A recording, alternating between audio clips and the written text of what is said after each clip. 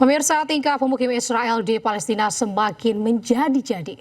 Mereka dengan sengaja mengganggu warga Palestina hingga menyerang pemuda Palestina berkebutuhan khusus.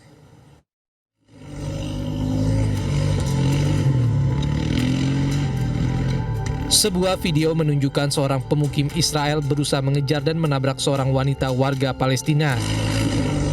Dengan menggunakan sebuah motor, pemukim Israel itu juga berupaya mengejar penduduk di wilayah Sab al-Butum.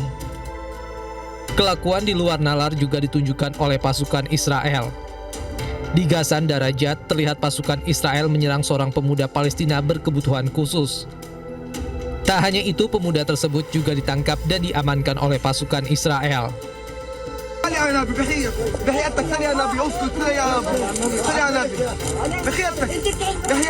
Tingkah menyebalkan juga ditunjukkan oleh pemukim Israel lainnya.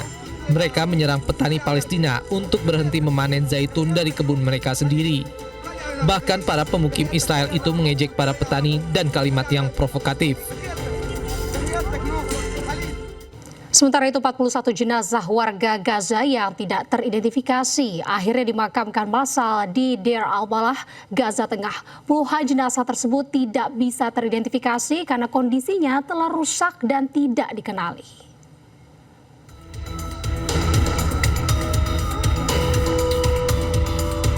Penduduk setempat di Deir al-Balah, Gaza Tengah menguburkan jasad 41 korban tidak dikenal yang tewas selama konflik antara Israel dan Hamas.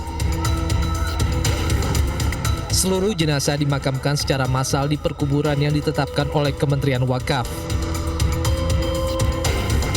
منذ لحظة وقف إطلاق النار وصل إلى داخل قطاع غزة 195 جثمان.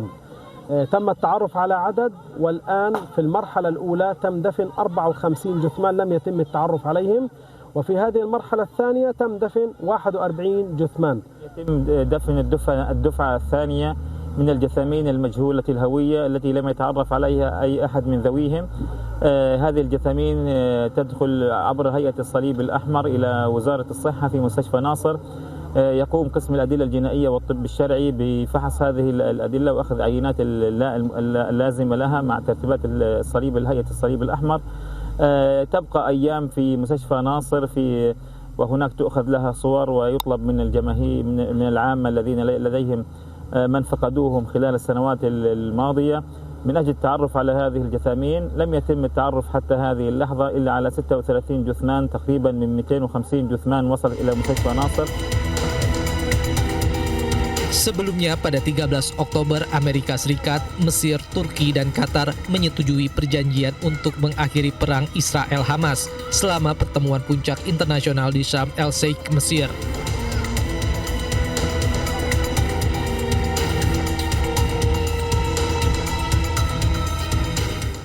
Pemirsa, keadaan Palestina saat ini masih memprihatinkan. Keterbatasan kebutuhan hidup, pelayanan kesehatan, hingga pendidikan. Meskipun hidup anak-anak Gaza Palestina ini penuh ujian, namun mereka masih memiliki harapan untuk bisa hidup lebih baik.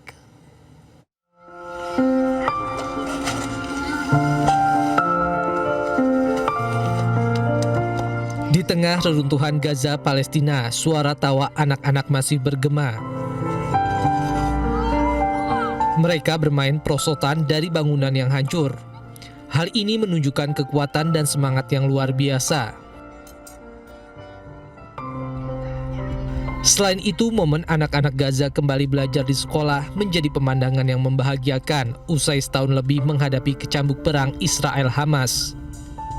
Anak-anak Palestina antusias mengikuti pelajaran di sekolah meski kondisi sekolah mereka masih berada di antara reruntuhan bangunan yang hancur akibat gempuran serangan Israel. Sementara tembok tepi barat yang dibangun Israel di sepanjang garis hijau dan melintasi sebagian tepi barat sepanjang 700 km yang memisahkan ribuan warga Palestina dari tanah mereka. Tembok ini telah diubah oleh para seniman Palestina menjadi kanvas seni yang mengekspresikan kebebasan dan perlawanan. Meskipun hidup anak-anak Gaza Palestina penuh ujian, namun mereka masih memiliki harapan untuk bisa hidup lebih baik.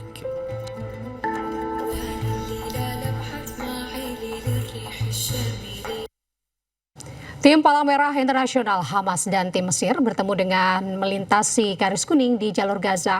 Pertemuan tersebut ini untuk membantu pencarian jenazah sandera Israel. Truk dan alat berat memasuki wilayah tersebut dan mulai membersihkan serta mencari jenazah sandera Israel yang masih ada. Sementara menurut otoritas Israel, meski Palang Merah Internasional Mesir dan Hamas diperbolehkan memasuki garis kuning, Israel akan tetap memegang kendali atas keamanan secara menyeluruh di jalur Gaza. Hal tersebut dipastikan bahwa Israel akan terus mengawasi operasi keamanan bahkan setelah fase pertempuran saat ini berakhir. Berdasarkan perjanjian gencatan senjata yang mulai berlaku pada 10 Oktober lalu, Hamas telah membebaskan 20 sandera yang masih hidup serta menyerahkan 16 jenazah lainnya. Sementara itu 12 sandera lainnya masih ada di wilayah Gaza.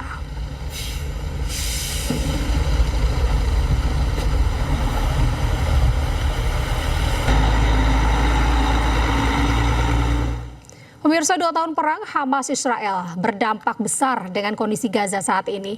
Restrukturisasi besar-besaran ini harus dilakukan agar warga bisa melanjutkan kehidupan mereka.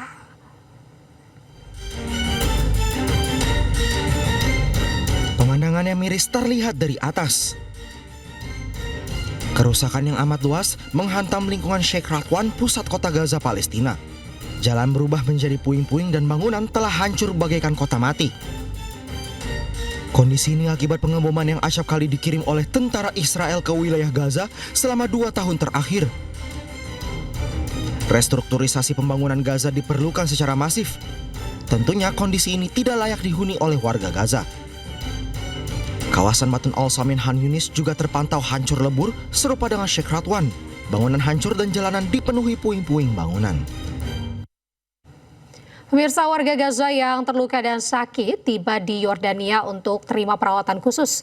Evakuasi merupakan inisiatif Raza Abdullah.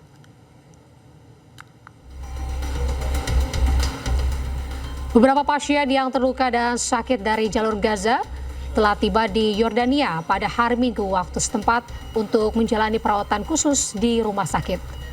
Kedatangan para pasien dari Gaza ini menjadi bagian dari gelombang ke-14 atas inisiatif Koridor Medis Yordania. Pasien yang terluka menunggu di aula, sementara beberapa terlihat menerima perawatan di dalam ambulans. Media lokal melaporkan bahwa gelombang ke-14 inisiatif Koridor Medis mencakup 34 pasien dan 78 pendamping. Sejak inisiatif dimulai, Yordania telah menerima 911 orang dari jalur Gaza, termasuk 266 pasien dan 645 pendamping.